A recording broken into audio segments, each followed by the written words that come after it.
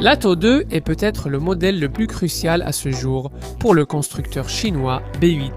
En tant que véhicule électrique compact mais spacieux du segment B, il évolue sur le segment très encombré des petits crossovers électriques et pourrait ne pas se démarquer au premier abord, jusqu'à ce que vous y regardiez de plus près. Je m'appelle Jonathan Crouch et je teste des voitures depuis plus de 40 ans. Retrouvez-les toutes sur l'application Car and Driving, Car Reviews. Ici, je vais essayer de vous dire tout ce que vous devez vraiment savoir sur cette voiture, d'une manière que vous ne trouverez nulle part ailleurs.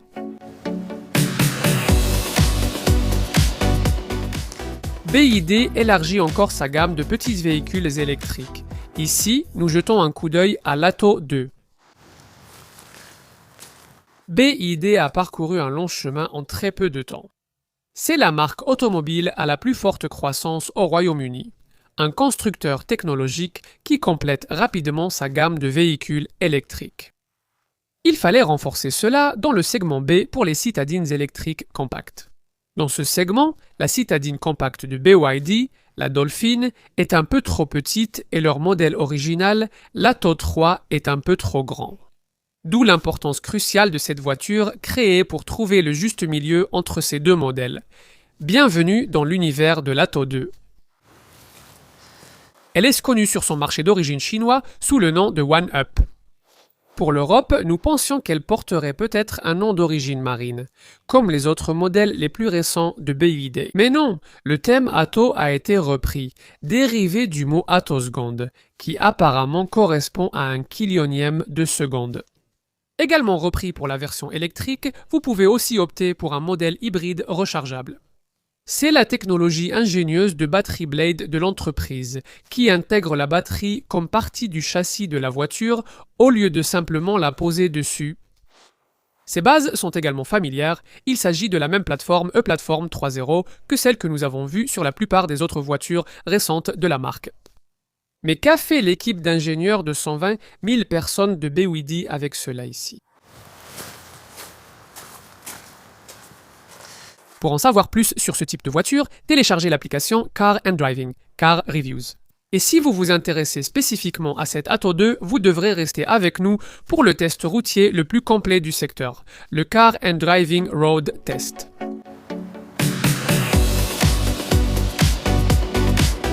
Puisque BYD présente l'Atto 2 comme une seconde voiture urbaine, vous pourriez être surpris de découvrir cela. La version entièrement électrique offre jusqu'à 174 chevaux grâce à son moteur avant, avec un couple de 290 Nm. C'est suffisant pour atteindre 100 km/h en 7,9 secondes et poursuivre jusqu'à 160 km/h. Ce qui intéressera bien plus le public cible, c'est l'autonomie annoncée de la batterie de 51,1 kWh du modèle Boost grand public, une valeur modeste allant jusqu'à 344 km. Si cela ne suffit pas, il existe une version Comfort, avec le même moteur mais une batterie plus grande de 64,8 kWh offrant jusqu'à 420 km d'autonomie. Avec les deux versions, il y a 4 modes de conduite. Eco, Normal, Sport et Neige, chacun modifiant légèrement la sensation de direction et la réponse de l'accélérateur. Si l'idée d'une Atto 2 vous plaît mais que vous ne voulez pas de véhicule électrique, vous serez peut-être intéressé de savoir que ce modèle existe aussi en version hybride rechargeable, une motorisation plutôt unique pour une voiture aussi petite. La motorisation DMI en question permet à la voiture de parcourir jusqu'à 90 km en mode électrique entre deux charges, ce qui permet à cette version hybride rechargeable d'être utilisée comme un véhicule électrique pour les trajets en banlieue. Ceci concerne la version Boost de 18,0 kWh qui développe 212 chevaux. Il existe également une version active avec une batterie plus petite de 7,8 kWh offrant 166 chevaux et une autonomie électrique de 40 km. Le 0 à 100 km/h est abattu en 9,1 secondes pour la version active et en 7,5 secondes pour la version Boost. Les deux offrent 300 Nm de couple et atteignent une vitesse maximale de 180 km/h. Il y a une capacité de remorquage freiné modeste de 750 kg. Le modèle PHEV super hybride avec la technologie DM peut fonctionner de deux manières distinctes. UV, où les roues sont uniquement entraînées par le moteur électrique, et HEV, où le même principe s'applique la plupart du temps, mais le moteur est disponible si vous en avez besoin. Normalement, le moteur ne fait pas tourner les roues, mais fournit de l'énergie à la batterie et au moteur électrique via un onduleur, de sorte que la voiture conserve la réactivité de conduite d'un véhicule 100% électrique. Dans les moments où une puissance supplémentaire est nécessaire, le mode HEV peut passer du mode série au mode parallèle, combinant le potentiel du moteur à essence et du moteur électrique. Ici cependant, nous nous concentrons sur la version électrique. En dehors de la ville, vous pourriez espérer que, malgré la hauteur de caisse, le roulis de la carrosserie soit bien maîtrisé, grâce à la façon dont la batterie Blade est intégrée à la structure de la voiture. Mais il y a encore pas mal de tangage dans les virages, donc c'est probablement une chance que la direction légère, assez peu communicative, ne vous incite pas à y entrer à toute vitesse. Bien sûr, cette direction légère est agréable en ville, où vous apprécierez le rayon de braquage relativement serré de 10,5 mètres et où des réglages puissants de régénération au freinage seraient utiles pour préserver la charge. Vous n'avez que 2 réglages de régénération, standard ou élevé, activés via ce petit bouton à côté du démarreur, et l'option élevé n'a rien à voir avec la fonction de conduite à une pédale que vous trouverez chez certains concurrents. La façon dont le système de freinage combine harmonieusement régénération et freinage par friction est impressionnante. Sur l'autoroute, il y a pas mal de bruit de vent et de roulement, mais vous apprécierez le régulateur de vitesse adaptatif et intelligent de série. Comme d'habitude, avec les voitures modernes de nos jours, toutes les versions de l'Atto 2 disposent de différents modes d'assistance à la conduite intrusif, qui incluent divers bips et alertes sonores. Le système de surveillance du conducteur est particulièrement agaçant, avec des rappels réguliers de garder les yeux sur la route, même lorsque vous regardez simplement l'écran central. C'est ironique, car comme l'écran possède tellement de fonctionnalités qui devraient être contrôlées de façon plus intuitive par des interrupteurs et des boutons, vous êtes constamment obligé de détourner les yeux de la route. Comme ses rivaux chinois, BYD doit écouter ses clients et observer comment les marques européennes intègrent ces systèmes de manière plus conviviale pour le conducteur.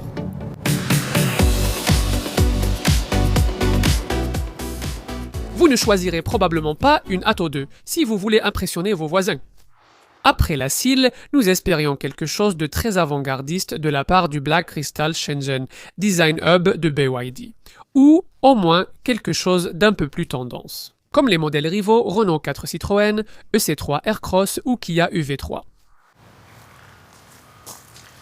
Ici, la modernité se limite plutôt à des détails comme le design du toit flottant et les poignées de porte affleurantes. En termes de taille, c'est à peu près la taille d'une seconde voiture familiale. Je pense à la Hyundai Kona ou à la Kia EV3. Le Atto 2 mesure 4310 mm de long, 1830 mm de large et 1675 mm de haut et repose sur de grandes roues de 17 pouces. Les finitions comprennent des barres de toit argentées et des inserts couleur carrosserie dans les protections d'ailes noires. À l'avant, on retrouve des phares à LED fluide et la barre noire avec une garniture argentée que l'on a déjà vue sur certains autres modèles de BYD. À l'arrière, le point fort, ce sont ces feux arrière entrelacés en nœuds chinois, reliés par une bande lumineuse sur toute la largeur. Vous avez un becquet de toit angulaire, une plaque de protection argentée et un petit essuie-glace arrière. Bien sûr, comme d'habitude, ce qui est plus important, c'est ce que vous ne pouvez pas voir. Le châssis U-Platform 3.0 sur lequel cette voiture repose, avec sa batterie Blade intégrée. Regardons à l'intérieur.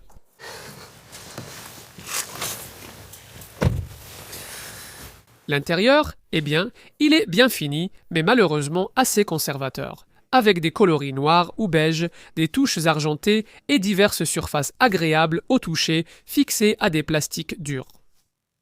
Il y a cependant de jolis détails qui rattrapent le tout, comme ce grand toit panoramique en verre, et la finition est plutôt agréable avec des surpiqûres jaunes élégantes le long de la console centrale et des panneaux d'éclairage d'ambiance sophistiqués dans les portes.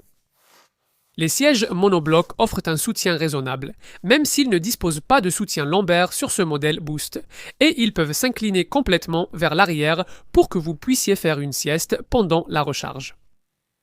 Le volant dispose de véritables boutons physiques pour le système de régulateur de vitesse adaptatif et la caméra 360 degrés très pratique. Derrière celui-ci, vous pouvez voir un combiné d'instrumentation numérique de 8,8 pouces.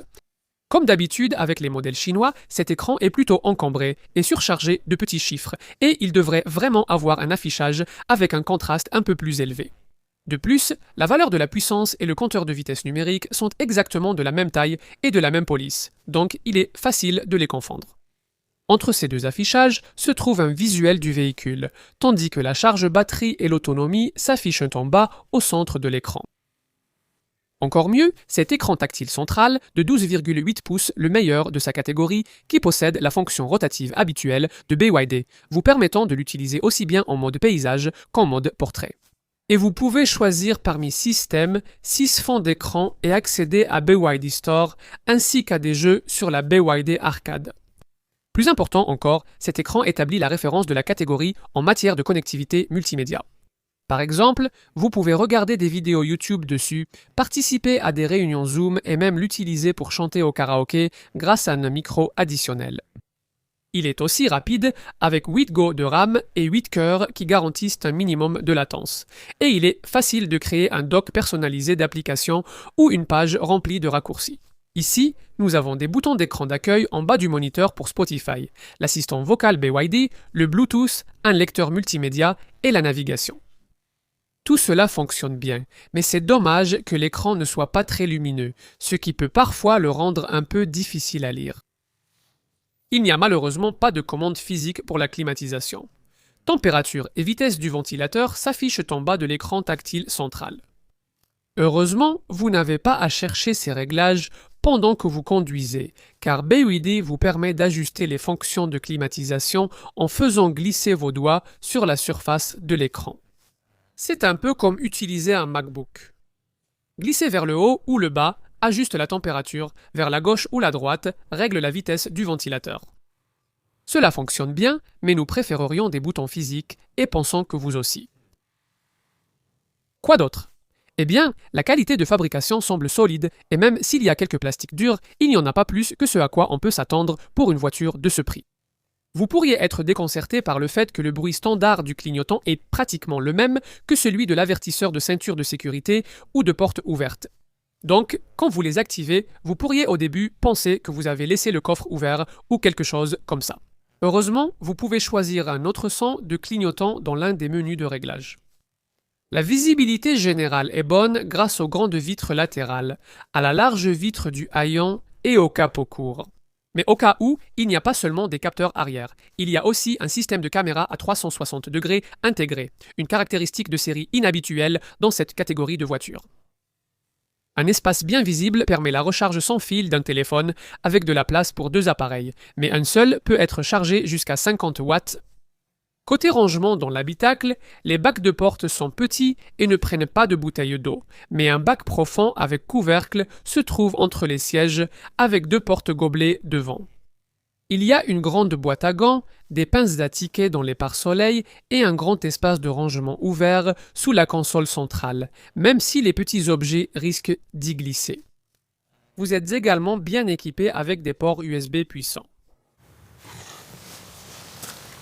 Jetons un coup d'œil à l'arrière.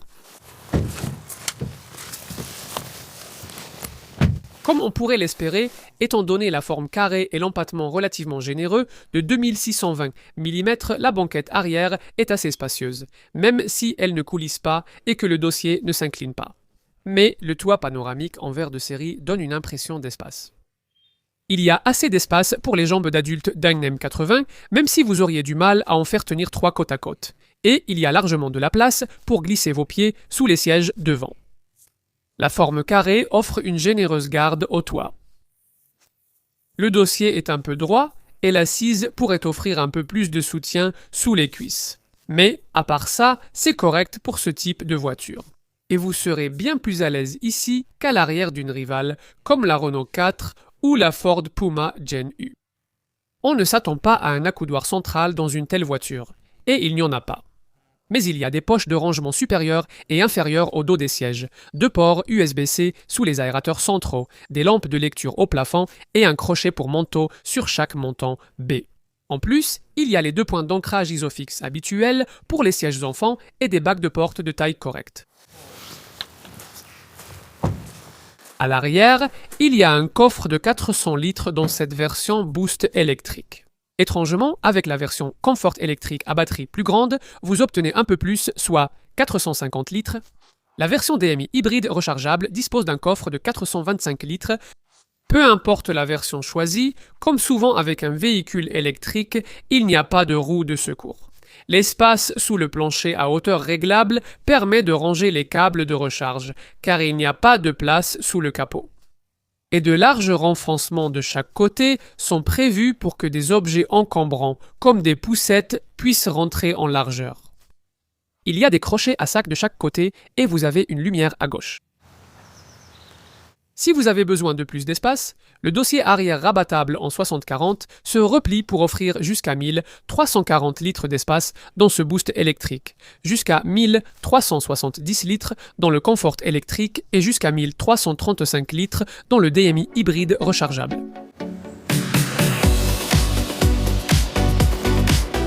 Lorsque nous avons filmé fin 2025 BYD, demandait un peu moins de 30 et 1000 livres pour cette Atto 2 en version boost de 51,1 kWh. Il vous faudra environ 35 000 livres pour le modèle Comfort électrique avec la plus grande batterie de 64,8 kWh.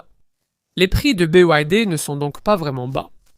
Ces prix placent cette voiture parfaitement dans la gamme de la société, entre la plus petite Dolphin et la plus grande Atto 3. BYD ne proposera pas au Royaume-Uni la finition active de base qui est disponible ailleurs en Europe. La version DMI hybride rechargeable coûte à peu près le même prix que la version électrique et est disponible avec un choix de batterie de 7,8 kWh, active ou 18,0 kWh boost. Aujourd'hui, nous nous concentrons sur la version électrique. Qu'en est-il du rapport qualité-prix?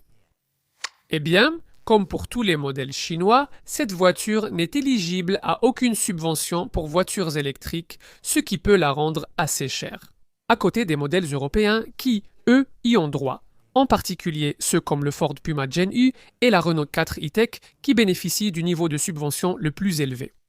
Cela reste tout de même un bon rapport qualité-prix. Si vous regardez des modèles de taille comparable comme le Skoda Elroq, la Kia EV3 et la Peugeot E2 1008.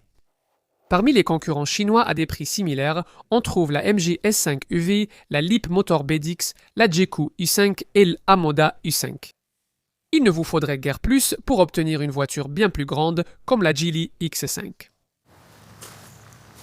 Comme on peut s'y attendre de BYD, tous les modèles Atto 2 sont très bien équipés de série, avec notamment des jantes holo de 17 pouces, une peinture métallisée, des phares à LED avec assistance aux feux de route, des feux arrière à LED, ainsi qu'un toit panoramique en verre avec pare-soleil réglable. En plus, il y a des essuie-glaces à détection de pluie, des barres de toit en aluminium, des capteurs de stationnement avant et arrière, l'accès sans clé et une clé numérique NFC pour que vous puissiez ouvrir la voiture avec votre smartphone. BYD inclut également une pompe à chaleur pour préserver l'autonomie par temps froid et une fonction V2L, Vehicle to Load, qui vous permet de recharger des appareils à partir de la batterie de traction. Des modes de conduite réglables pour la régénération de freinage sont proposés, ainsi qu'un régulateur de vitesse adaptatif et intelligent. À l'intérieur, vous pouvez choisir entre un intérieur noir ou beige. BYD inclut une sellerie en cuir vegan, un écran d'instrumentation numérique de 8,8 pouces, un siège conducteur chauffant à réglage électrique, 4 directions, un éclairage d'ambiance et la climatisation avec un filtre PM25. Vous pouvez également opter pour un volant chauffant, un support de recharge sans fil et un système de caméra de stationnement à 360 degrés. Les fonctionnalités multimédia, eh bien, elles sont assurées par l'écran central d'infodivertissement rotatif de 12,8 pouces, signature de la marque, avec navigation, Apple CarPlay et Android Auto sans fil. Accès Internet 4G Services Cloud, système audio à 8 haut-parleurs, commande vocale et la suite de systèmes multimédia BYD D-Link de la société. Vous n'obtenez pas grand-chose de plus avec le modèle Comfort à batterie plus grande, juste des rétroviseurs rabattables électriquement, des vitres arrière surteintées et un siège conducteur à réglage électrique 6 positions avec soutien lombaire 4 directions. Maintenant, BYD ne propose pas vraiment d'options, mais gardez à l'esprit que la seule couleur standard est un gris assez sombre et austère. Vous devrez payer un supplément pour les 3 autres choix, vert randonnée, noir obsidienne et ce blanc ski. Bien, passons à la sécurité.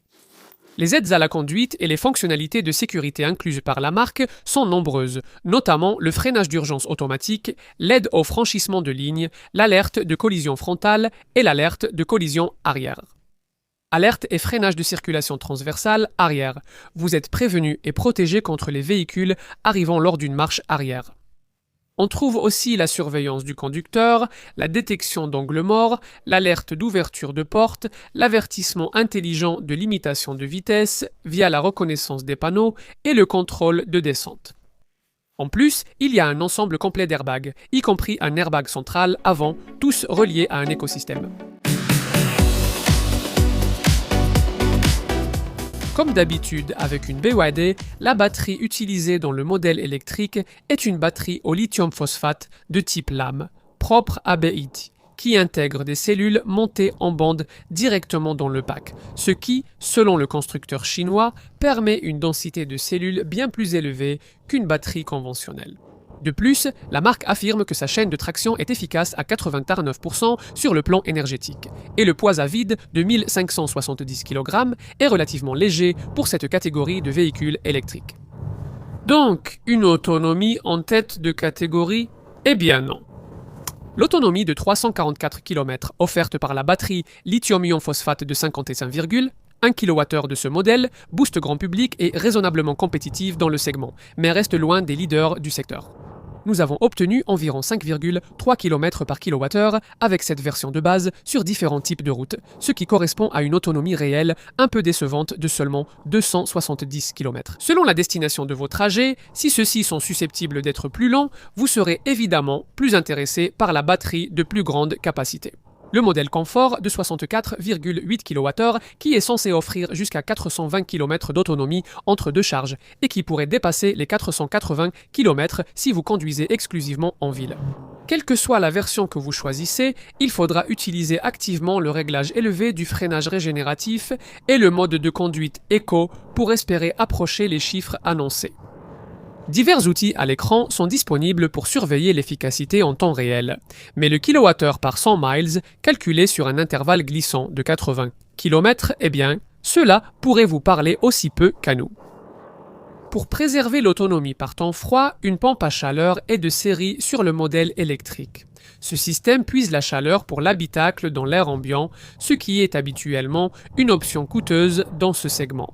BYD estime que la pompe à chaleur pourrait préserver l'autonomie de Dix à 20% pendant les mois les plus froids.